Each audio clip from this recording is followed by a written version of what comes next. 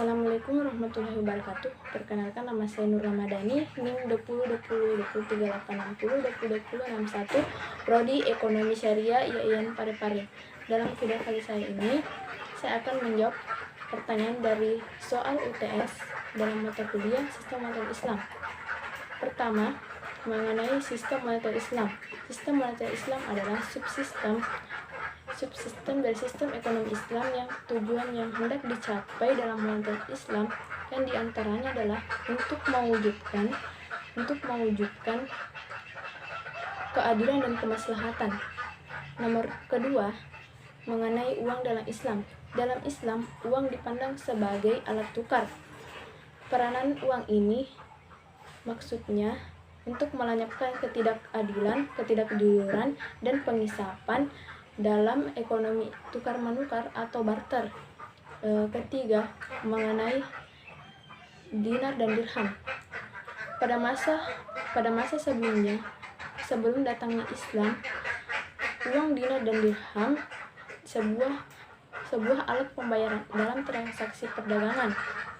Pada masa Rasulullah SAW dan sahabat, mereka membuat suatu kebijakan terhadap perekonomian dan menetapkan alat pembayaran berupa dinar dan dirham, dan juga sebagai alat untuk menetapkan alat ukuran standar hukum syar'i. Keempat, mengenai ekonomi value of time dalam Islam. Dalam Islam, ekonomi value of time adalah sebuah konsep di mana waktulah yang memiliki nilai ekonomi, bukanlah waktu yang memiliki nilai waktu. Artinya, memaksimumkan nilai ekonomis atau suatu dana pada periodik waktu. Kelima, mengenai bunga riba.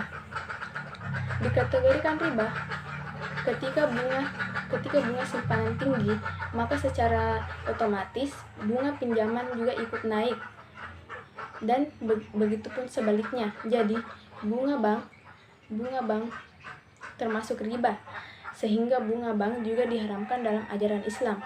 Yang keenam, mengenai teori bagi hasil. Teori bagi hasil adalah suatu sistem pengelolaan dana dalam perekonomian Islam, yaitu pembagian hasil usaha antara pemilik modal atau dinamakan sahibul mal dan pengelola yang dinamakan mudarib. Sekian dari saya. Itulah tadi jawaban UTS saya. Assalamualaikum warahmatullahi wabarakatuh.